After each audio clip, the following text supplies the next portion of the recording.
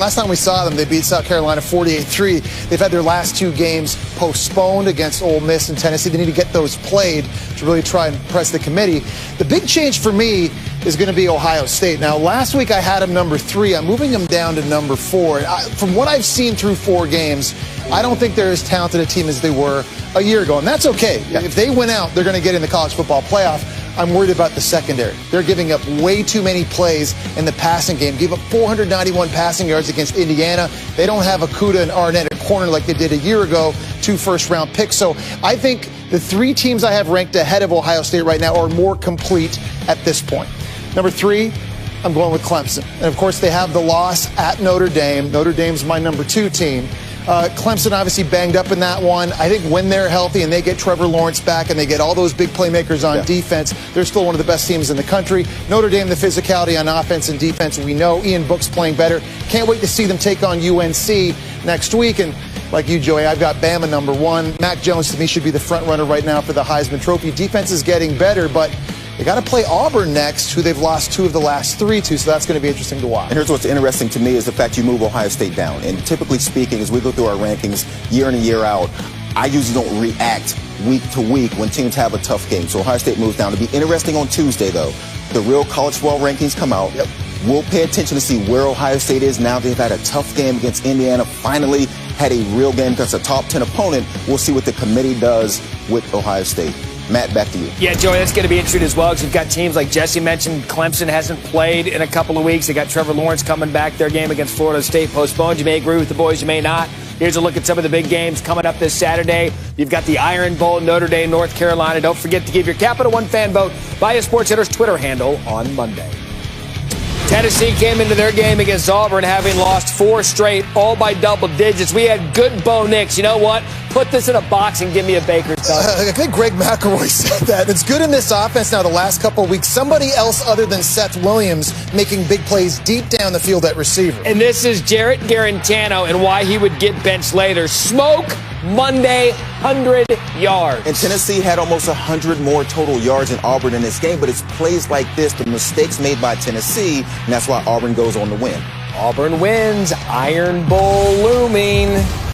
Mississippi State, Georgia. Hey, welcome back to college football. JT Daniels, first start since August 31st, 2019, while at USC. JT was good. Jermaine Burton, 46 yards. What this Georgia offense has been missing is accuracy on the deep ball. You got guys like Jermaine Burton, a freshman with speed. Give him a chance. Hey, and you know what? Find him again for a touchdown. And they gave him 8 chances. He had 8 catches, 197, and 2 touchdowns in this game. Ties it up at 17. Got some fight out of Mississippi State earlier. It was good to see that in Mike Leach and the Bulldogs. Later, Daniels, Burton again. 401 passing yards, 4 TDs for JT Daniels. He looked comfortable. He looked confident on that knee, of course, that he injured last year at USC. Then Will Rogers pass to Osiris Mitchell. Ball down at the 3. Mississippi State would go on to score the next play, tied at 24. Now, Daniels wide open to Kearis Jackson for a 40-yard touchdown. Deep ball was great. It was. And what's interesting, Georgia had 8 rushing yards in this game. If you said they were going to have 8 rushing yards in any game this season,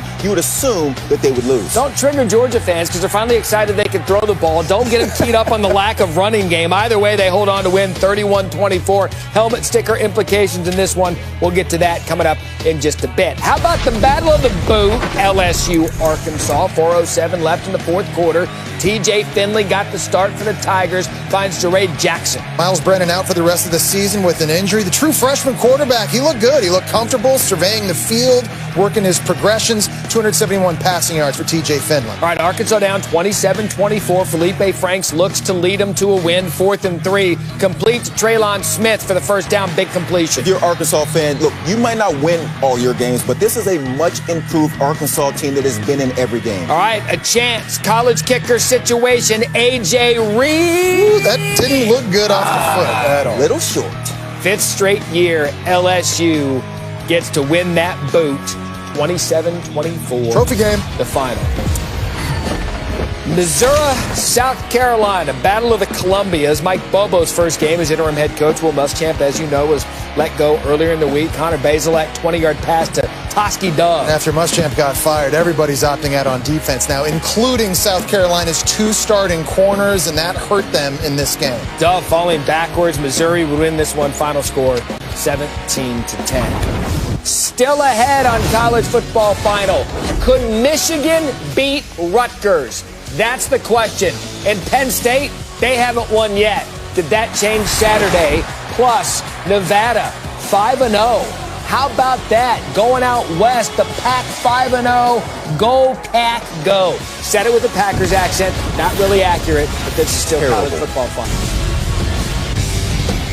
It is college football final time, and we are going to start with a touchdown trifecta, courtesy of Tristan Gebbia, quarterback, Oregon State, taking on Cal. Gebbia, play action. This is what he's supposed to throw it to Tegan Kirantano for the 35-yard touchdown to Kitoriano. Oregon State takes a 14-7 lead. Off the toss, a reverse. Tyler Lindsey passes it back to Gebbia. This play always works. Right? Run it more often. Except when I used to run it. Everyone should run it. I don't think Philly special existed when you were there. That's true. All right, so now he's thrown one, he's caught one, and he's run one.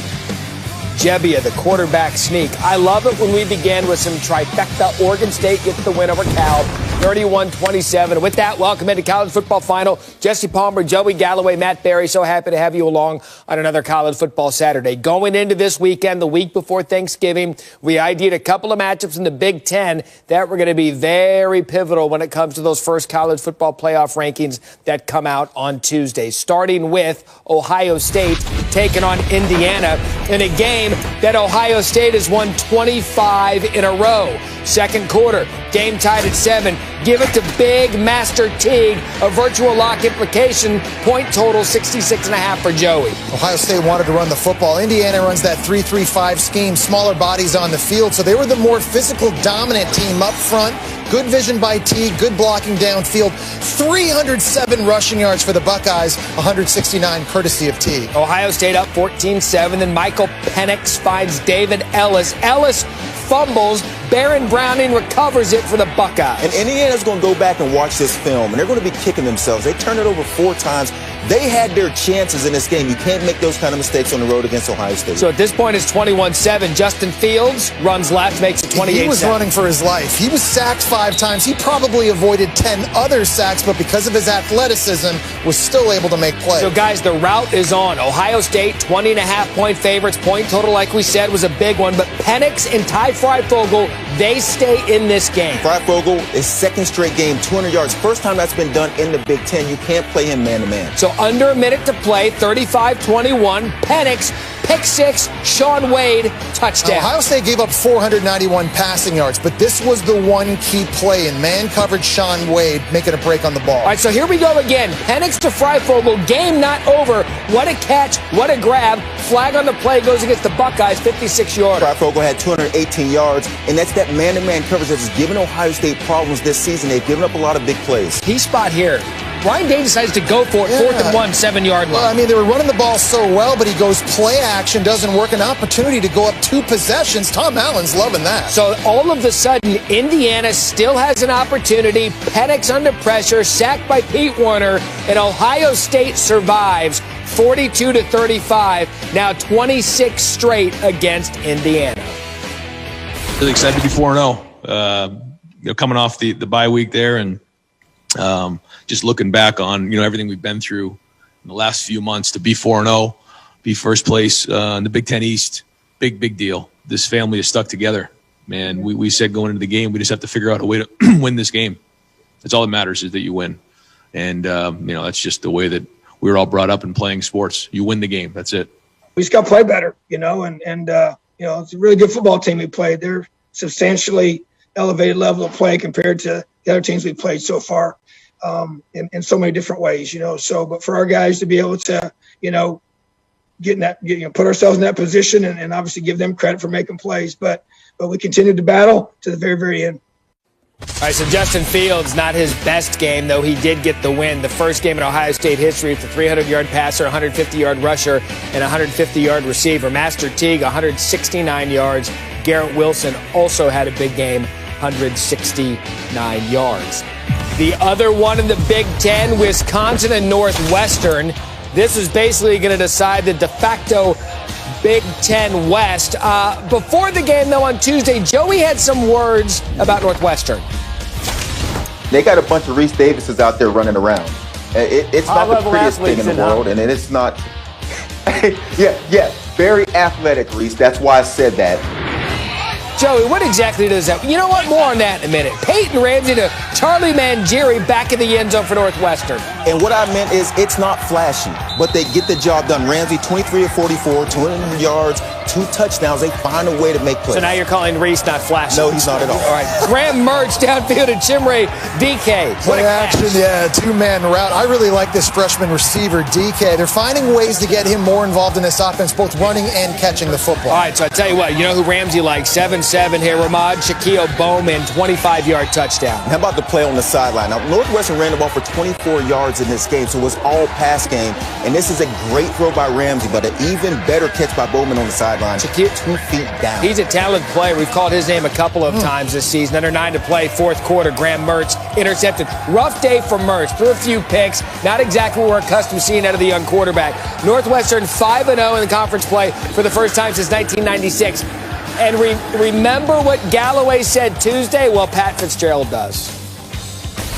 You want to know what college football is all about? How about these fighting Reese Davises right here? Huh, Joey Galloway? How about the fighting Reese Davises? As long as Joey Galloway keeps talking, we'll, I think, appreciate it. I think the guys heard him pretty loud and clear. Take that, fighting Reese Davises. Hey, look.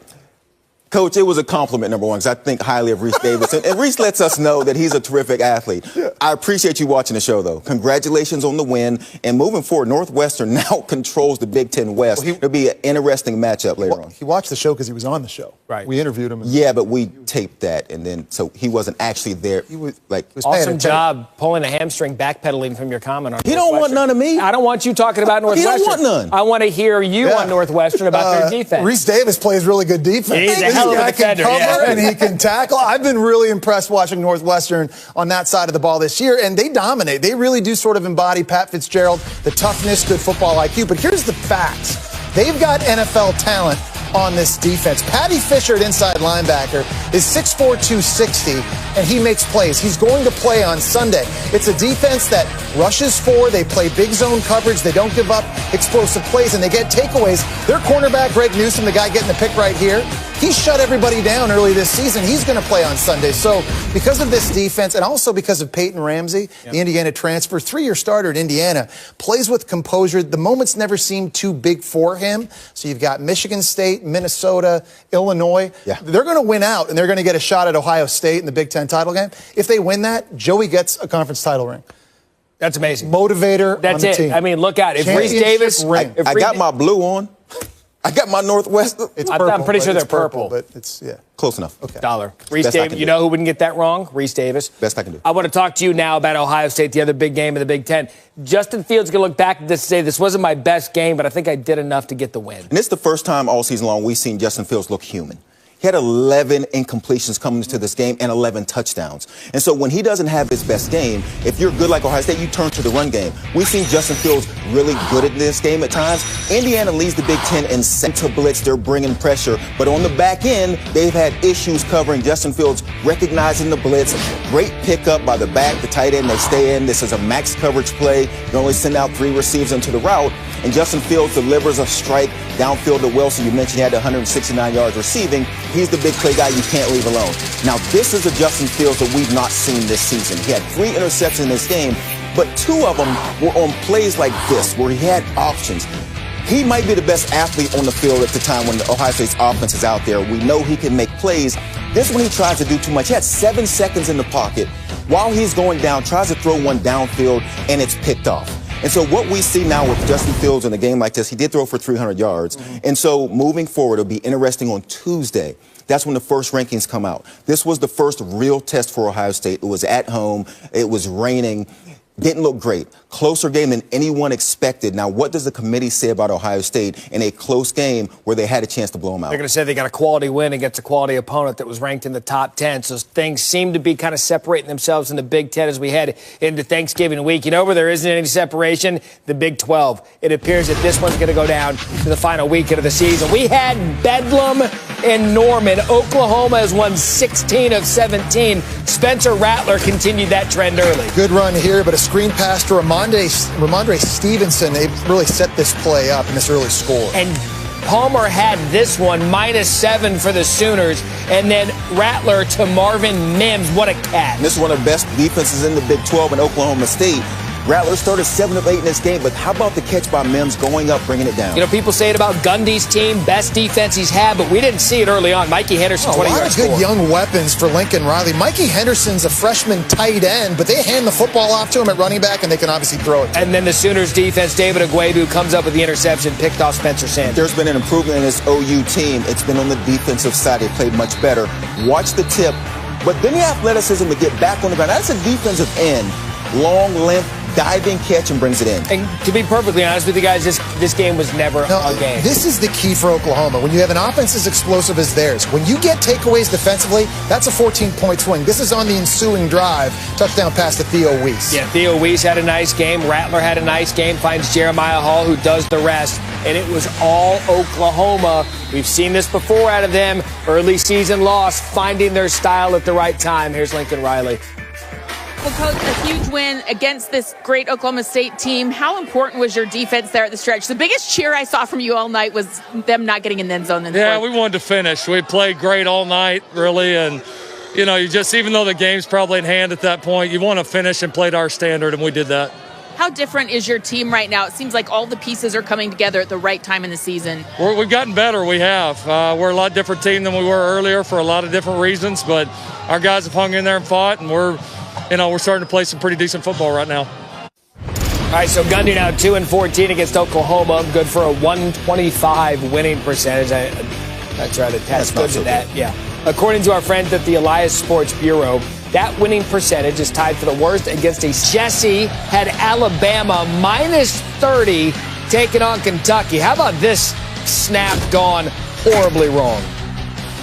36 yards, a loss of 36 yards. Turnover on downs. Alabama takes over good field positions. When they do, Mac Jones finds his guy, Devontae Smith. Devontae Smith had a big game, 9 catches, 144 yards, 2 touchdowns. More importantly, breaks the SEC record for career receiving touchdowns, now at 33. Broke Amari Cooper's. Now, Najee Harris. Boy, can this kid run. And this offense is on fire. They had 509 total yards. Big reason why Najee Harris, who now has 16 rushing touchdowns on the season. I'm telling you, just weapons everywhere. Up 21-3. They wouldn't stop, trying to keep Jesse's -30 looking good. John Metchie the third. And Mac Jones is at the top of a lot of Heisman lists right now, through 16 for 24, 230 yards and 2 touchdowns. Just in the first half, he was that good. 28-3. And then Jesse had to feel pretty good about it. Jesse gets the cover. Alabama 20 straight games with 35-plus points. Nick Saban, he liked it.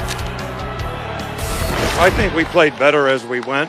I think we played better and better as the game went on. I think we got started a little slow, but really proud of the way our guys competed in the game. You got to give Kentucky a lot of credit. They played hard. They really, played well early, and we struggled a little bit early, but I was really proud of the way our guys bounced back and played for 60 minutes, and we got to play a lot of players, so that was great. It was a depth game for Alabama. Let's keep it SEC, Florida, and Vanderbilt. Gators have scored 40-plus points in each of their last 3 games. Could Kyle Trask keep it up against Vanderbilt? Finds Kadarius Toney, without a defender, takes the ball into the end. Yeah, no Kyle Pitts again for the Gators offense, but Kadarius Toney's been so good working out of the slot this year. It's too easy when the defender falls down. A little bit of a sleepwalk early on for the Gators. They finally got it going here. Trevon Grimes brings it in for the jump ball. What a catch. And Trask hasn't missed a beat. 30 touchdowns through 7 games. Never been done by SEC quarterback. Guys, watch the heads up here. Just over 5.5 left in the third. Trask has time to run out of trouble. Points downfield to Justin Shorter, 46-yard gain. And I think what you're seeing here after 7.2 seconds to throw the football is guys like Justin Shorter and Xavier Henderson, Keymore Gamble, guys that Dan Mullen has recruited at the receiver tight end position. You mentioned Gamble, 2-yard touchdown here. Florida leads 31-10, just over 7 minutes left. Emory Jones enters the game at quarterback. He gets Gamble inside the 30. Gamble takes it into the end zone. Yeah, and Florida's now gone 8 straight games, scoring 35 points. Their offense looks as good as anyone in the country. Trask, first player in SEC history to throw 30 touchdown passes in his team's first 7 games. He was good again. Something Coach Mullen told us was, he's been on championship teams, and sometimes they came out flat, but they still found a way to win. And, obviously we came out pretty flat. Obviously you want to start a lot faster than that. But at the end of the day, we found a way to win, and that's all that matters. Every chance that we have to play on a Saturday is another opportunity that, it's a blessing just to be out there, to be able to play. And, we really just have to make the most of our opportunities that are given to us. Let's continue the collision course, shall we? Alabama and Florida continue to roll on what could be a collision course for Atlanta SEC championship. They rank 1 and 2 in the SEC in points per game, yards per play, pass yards per game. And according to ESPN's FPI, both teams have a greater than 95% chance to win their respective divisions. Cincinnati taking on UCF. This game always a good one. Also virtual lock implications. -5.5 the number for Galloway coming in. Desmond Ritter, Josh Wiley, touchdown. Yeah, nice play here. Cincinnati, though, was sleepwalking early. They muffed 2 punts, and that gave UCF an early lead. Needed Cincinnati to cover the touchdown. Ritter keeps it himself 19-14 since he goes for 2, and they didn't get it. Yeah, I don't like the call, but they tried it. Now it's 22-17. And then Dylan Gabriel to Marlon Williams for the touchdown. Yeah, it wasn't easy against this Cincinnati defense, though. For Gabriel, only 243 passing yards, way below his season average. All right, so Galloway, you're up 3. Or UCF up 3. Gabriel gets picked off by Derek Forrest inside the 20. And Gabriel had thrown an interception in his last 4 games. It's a big one here for the UC defense. So Ritter gets in for the touchdown. Cincinnati takes a 29-25 lead. So we're thinking, here we go, a little bit of separation. 1st and goal, 7.5 to play. Ritter finds Leonard Taylor for the touchdown. Desmond Ritter's been so good as of late. His 5th straight game now where he's accounted for at least 4 total touchdowns. All right, so Galloway, you're up 11 again. Your number's -5.5. But here comes UCF. Gabriel to Jalen Robinson. Yes, UCF offense averaging 33 points a game, and they're right at their number. Look at this. They get the 2. Look at this. Yeah, look at this. You score. They're up by 3. Just score a touchdown and be winning by 11. What are we doing? Not scoring. Playing the analytics game is what they're doing. The analytics book needs to get thrown in the Thanksgiving campfire. Joey, what are you thinking watching this? I'm starting to get nervous. Now, Luke Fickell's a good friend. Well, he was a good friend of mine until the analytics really just took over this game at the end, and then that's on 4th down. All I needed was a field goal. I needed a field goal. Cincinnati's now won 2 straight over UCF after losing 3 in a row. Galloway, it's your birthday, so that's not a good birthday present. It was your birthday this week. I mean, was that like a cry moment for you? I was getting a little nervous, honestly. Emotional. They got the ball back with 4 minutes left. I'm thinking, are they going to score? And then they get a couple first downs. It's looking good. And I don't know what – I would have scored a touchdown to go up by 2 scores at the end. I mean, why not? Were you getting emotional? Were you getting emotional, though? Tears well? I'm still emotional. Okay. You still are? Yes. As much as when you were getting a haircut, say, as a child – and crying. Whoa, look at little Joey. That was my first ever haircut. So I was going to ask you, are you afraid of the scissors or you didn't want to lose the braids? I mean, that's my first haircut. I got braids. I had an afro. I mean, it looks sweet. Maybe time to grow that back. was an emotional time, and I can't believe you guys are going to... We're going to bring it back. It was a bad day. That hurt. Cincinnati brought it. Let's go now to the Pac-12. Do they have any teams available for the playoff? Some would say Oregon's still the best opportunity. UCLA, true freshman Chase Griffin gets his first career start. Tell you what, Griffin acquitted himself quite well, trying to run away, but he was hit by Noah Sewell. Yeah. Coughs up the ball. True freshman Noah Sewell gets the hit, coughs it up. McKinley's there to scoop it and score. Noah Sewell would leave the game with what looked like a serious injury. He was carted off. That's going to be a big blow for this Oregon defense. Turnovers, Oregon was so good at last year. Coming into this game, they were the worst team in the Pac-12 with takeaways. Very opportunistic. Then Tyler Shuck to Devin Williams, 19-yarder. And Shuck keeps this offense rolling. And you didn't know how he'd play this season and getting his first starts, and he looks pretty good. How about this? Watch C.J. Verdell. Coughs up the ball. Look at this bounce to Quantrez Knight. How about Quantrez Knight? Goes from Maryland to Kent State, now at UCLA, and he's Johnny on the spot. Seems like the natural destination and progress. Then Griffin to Greg Dulcich, 32-yard touchdown. It really looked like Chip UCLA Kelly takes was the going lead. to knock off Oregon. It looked like they was going to have enough offense to stay in the scoring battle with a chance to win it. Okay, guys, this is with 6 seconds left in the half. Griffin makes the throw. It's picked off by Jordan Happel. DTR's not playing. He's out because of COVID protocol. The true freshman looked good at times. This is one he wished he would have just eaten, taken the sack. With that pick 6, Oregon takes the lead into halftime. Look, Chip Kelly's aggressive, but the decision to go for it backfires. Third quarter, Shuck play fake. Hunter Kampmoyer touchdown.